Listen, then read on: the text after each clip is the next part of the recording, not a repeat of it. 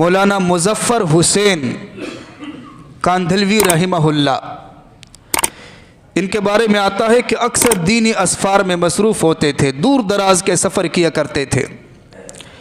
एक दफ़ा जलालाबाद का सफ़र किया, गुज़र रहे थे तो वहाँ पर एक मस्जिद में नमाज़ पढ़ी।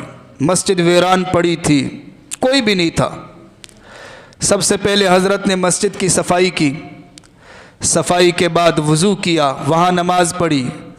वहाँ पर फ़ौरन फ़िक्र पैदा हो गई कि मैंने तो नमाज़ पढ़ी लेकिन अहले इलाक़ा में से तो कोई भी नहीं आया। अब उम्मत मुहम्मदिया की तो ये ज़िम्मेदारी है कि दूसरों की फ़िक्र भी करे, सिर्फ़ अपनी फ़िक्र काफ़ी नहीं। वहाँ से फ़ौरन बाहर तशरीफ़ ले गए। एक शख्स से कहा कि ये मस्जिद वीरान है, आप लोगों पर ज़िम्मेदारी है, आप नमाज क्यों नहीं पढ़ते, इसकी सफाई क्यों नहीं करते। उसने बताया कि ये इस इलाक़े में एक खान साहब है बड़े, वो शराब में मस्त होते हैं और बदकार औरतें उसकी मजलिस में होती है। अगर वो मस्जिद में आ जाए तो उसको देखकर कई लोग आ जाएंगे मस्जिद में। हज़रत दीन के सिलसिले में वहाँ भी तशरीफ़ ले गए। शराब की मजलिस लगी हुई थी, बदकार औरतें जो है वो वहाँ पर जमा थी। हज़रत ने उसको दावत दी, फरमाया आपके करीब मस्जिद है, आप पर हक़ है, आप तशरीफ़ लाया करें, आप यहाँ नमाज़ पढ़ लिया करें। उसने फ़ौरन बहाना बना दिया, कहने लगा हज़रत मुझसे वज़ू नहीं होता। वैसे बहाना था तो हज़रत ने फरमाया बग़ैर वज़ू के पढ़ लिया करें। अब अगली बात उसने की, उसने कहा मेरी तो बहुत बुरी आदत है, बदकार औरतें मेरे साथ होती है, मैं शराब पीता हूँ। हज़रत ने फरमाया शराब भी आप जारी रखें और जो गुनाह आप करते हैं उसको भी जारी रखें, लेकिन आप नमाज पढ़े। फ़ौरन उसके बाद वापस तशरीफ़ लाए, मुसल्ला बिछाया, अल्लाह के सामने नमाज पढ़ी, खूब रोए।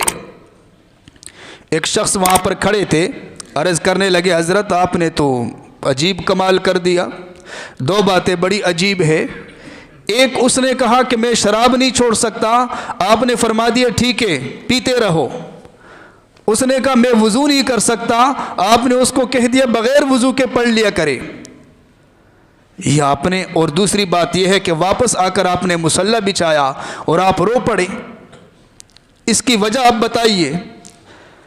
तो हज़रत ने वजाहत की, फरमाया कि मैंने उसके बाद मुसल्ला बिछाया और अल्लाह के सामने रोया और मैंने कहा अल्लाह वो एक गुनाहगार बंदा था, बस मेरे बस में इतना ही था, मैंने उसको आपके सामने खड़ा कर दिया, चाहे वो शराबी हो, चाहे वो पाक हो या नापाक हो।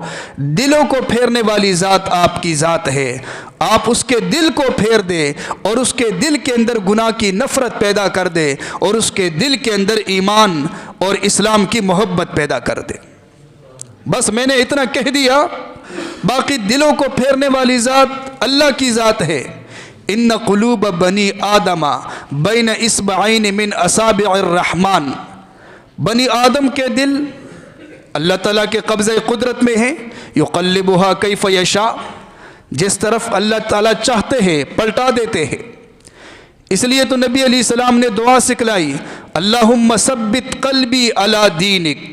हर मुसलमान को ये दुआ मांगनी चाहिए, अल्लाह मेरे दिल को मुझे ईमान पर इस्तिकामत की दौलत अता फरमा। अब जब दोपहर का वक़्त हुआ, ज़ुहर की नमाज का वक़्त, तो वो जो खान साहब थे उसने सोचा कि मुझे तो इजाज़त मिली है ना, बग़ैर वज़ू के भी नमाज़ पढ़ सकता हूँ, लेकिन फिर सोचने लगा कि पहली दफ़ा पढ़ूँगा ना तो गुस्ल करके चला जाता हूँ, उसके बाद बग़ैर वज़ू के पढ़ लिया करूँगा। अब गुस्ल करके साफ़ कपड़े पहनकर वो मस्जिद में चला गया। उसने मस्जिद के अंदर नमाज शुरू की, उसके बाद उसी वज़ू के साथ असर की नमाज़ पढ़ी। फिर जब घर आया तो अपनी बीवी पर नज़र पड़ी, 7 साल हो गए थे उसकी शादी हो गई थी और बदकार औरतों के साथ रहता था, अपनी बीवी को देखा भी नहीं था। जब नज़र पड़ी तो अल्लाह ने दिल को बदला, बीवी की मोहब्बत दिल में डाल दी और बदकार औरतों की नफ़रत उसके दिल में डाल दी। फ़ौरन उसने खादमों से कहा मेरे बिस्तर को घर ले आओ, और बदकार औरतों से कहा यहाँ से जाओ, और शराब ख़त्म इसके बाद। और उलमा ने लिखा है कि इसके बाद 25 साल तक, फ़र्ज़ तो दूर की बात है, इन्होंने तहज्जुद की नमाज भी नहीं छोड़ी। 25 साल तक तहज्जुद की नमाज पाबंदी से पढ़ते रहे।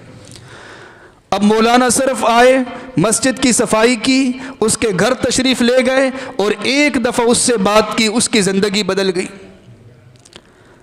तो हमारी सिर्फ इतनी ज़िम्मेदारी नहीं है कि ख़ुद नमाज पढ़े और ख़ुद सूद से बचे, ख़ुद रिश्वत से बचे, बल्कि हमारी ये भी ज़िम्मेदारी है कि हम और लोगों को भी दावत दें।